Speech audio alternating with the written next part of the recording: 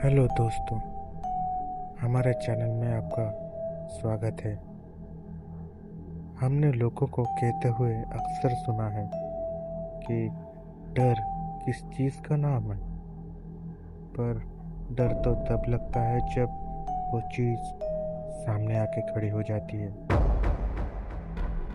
ऐसे ही कुछ कहानी में हम सुनने वाले हैं। ये घटना 2015 में घटी थी, जब मेरी उम्र करीब 16-17 साल होगी। उस समय मैं और मेरे कुछ दोस्त आर्मी की तैयारी कर रहे थे। ठंड का मौसम था और हम सब सुबह के 3-4 बजे रनिंग जाते थे। हमारे मोहल्ले से मैं और मेरा दोस्त राहुल जाते थे। कुछ दिन बाद दूसरे दोस्त रनिंग जाना बंद करने लगे। राहुल ने कहा, इनके साथ जाने से कोई फायदा नहीं। अगर आज जाते हैं तो कल बंद हो जाता है इनका। इनको छोड़, कल से हम दोनों जाएंगे। मैंने उसकी बात मान ली और हम घर चले गए। लेकिन हमें पता ही नहीं था कि आगे क्या होने वाला है। जल्दी उठना था तो हम खाना खाकर जल्दी सो गए। जब मेरी नींद खुली तो मैंने बाहर जाकर समय चेक किया तो आसमान में धीरे धीरे चांद डूब रहा था। इसीलिए मैं राहुल को बुलाने उसके घर गया। राहुल के घर के लोग थोड़े अजीब से थे। वो चाहते थे कि उनके बेटा सिर्फ पढ़ाई करे। अगर कोई उसे बुलाने जाता तो उसका घर में एक बुढ़िया रहती थी जो सिर्फ गला फाड़ती रहती थी। मैं चुपके से राहुल के कमरे तक गया और विंडो के पास जाके पहुंचा। राहुल, राहुल, उठ जा जल्दी, मैंने कहा। क्या हुआ? तो इतनी रात के यहाँ क्या कर रहा है? राहुल ने पूछा। मैंने कहा, बे तेरे को कोई टाइम सेंस है कि नहीं? बोर हो गई है, जल्दी आ। फिर हम दोनों गांव को लग के जो मेन रोड है वहाँ पर पहुँचे। दरअसल हमें 5 किलोमीटर का रनिंग करना था और जहाँ पर रास्ता खत्म होता था वहाँ एक नदी है। उसी नदी के पास वर्कआउट खत्म करके हमें लौटना था। जब हम वहाँ पर पहुँचे और वर्कआउट खत्म किया, राहुल ने कहा, यहाँ आते हुए जितना टाइम हुआ है अब तक तो सुबह हो जाना चाहिए, है ना? मैंने कहा, हाँ बात तो सही है, पर राहुल ने कहा, तू जब घर से निकल के आया टाइम चेक नहीं किया था क्या? मैंने कहा, भाई वो ध्यान नहीं रहा। कोई बात नहीं, अभी सुबह होने ही वाली है, कोई ना कोई आएगा, उससे टाइम पूछ लेंगे। पर हैरानी की बात यह है कि अंधेरा छड़ने की वजह और गहरी होती जा रही थी। राहुल को थोड़ा सा डर लगने लगा था। राहुल ने कहा, दीपक चल घर चलते हैं। डर उसकी आवाज़ से सब झलक रहा था। मैंने कहा, ठीक है चलते हैं। चलते वक्त अंधेरे की वजह से ज़्यादा कुछ दिख नहीं रहा था, ना ही रास्ता और ना ही कोई इंसान। सुनाई दे रहा था तो सिर्फ कीड़े मकोड़ों की आवाज़। कुछ ही दूर जाने के बाद एक फार्म दिखाई दिया जो कि बहुत पुराना और टूटा फूटा भी था।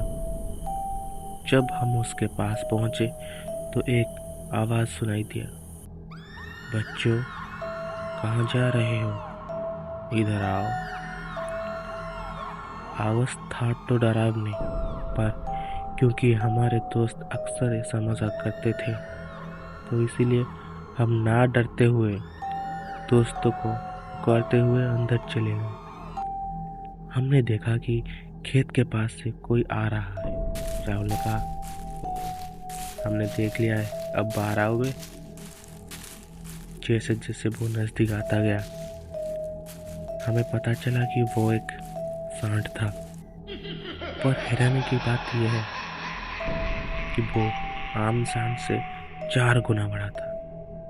पर डर का कंपन हमें तब शुरू हुआ जब हमने देखा कि उसकी लाल आंखें जो जल रही थी और उसके बाद उसका सींगों पर खून लगा हुआ था। राहुल ने कहा, दीपक चल यहाँ से, जल्दी चल। हम दोनों ने वहां से भागने लगे। कुछ ही दूर भागने के बाद सांसें जैसे फूलने लगा। दीपक देख, देखो आ रहा है क्या? मैंने कहा, नहीं यार। वहां से हम लोग धीरे धीरे चल के जाने लगे। कुछ ही दूर जाने के बाद हमें दिखा गांव का शमशान। राहुल डरते हुए कहा, भाई मुझे बहुत डर लग रहा है, चल ना कैसे होके घर चलते हैं। मैंने भी उसका साथ दिया। हम खेत से होके जा ही रहे थे तो कुछ दिखा। ये ये ये, ये वही सांड है ना? राहुल हकलाते हुए कहा। जल्दी से भाग यहाँ से, कहते हुए दोनों भागने लगे। जब मैं पीछे मुड़कर देखा तो वो शांत ठीक मेरे पीछे ही था। मैं इतना थक चुका था कि भाग नहीं पाया और गिर गया। राहुल मुझे उठाने की कोशिश कर ही रहा था कि वो शांत राहुल को इतना जोरों का टक्कर मारता है कि वो 2 खेत दूर जाके गिरता है। मुझे भी माना ही आ रहा था। तभी मुझे याद आया कि मेरे पास एक लाइटर थी। दरअसल ठंड के मौसम में हम दोस्त रनिंग के लिए आते थे। वर्कआउट के बाद आग जलाकर वहाँ बैठते थे। जैसे ही मैंने लाइटर जलाया तो वो सांड धीरे धीरे नीचे होने लगा और अचानक गायब हो गया। तब तक सुबह हो चुकी थी, पर राहुल को बहुत ही गहरी चोट आई थी। सबने हमें डांटा और इतनी रात में और अकेले जाने से हमें मना किया। राहुल हॉस्पिटल में था और मुझे जोरों की बुखार हो गई। उस दिन से हम रनिंग कम जाने लगे और जब भी जाते थे सुबह के 5 बजे के बाद जाते थे। तो दोस्तों, कहानी कैसी लगी ज़रूर बताना। तो मिलते हैं एक और कहानी में, तब तक टेक केयर।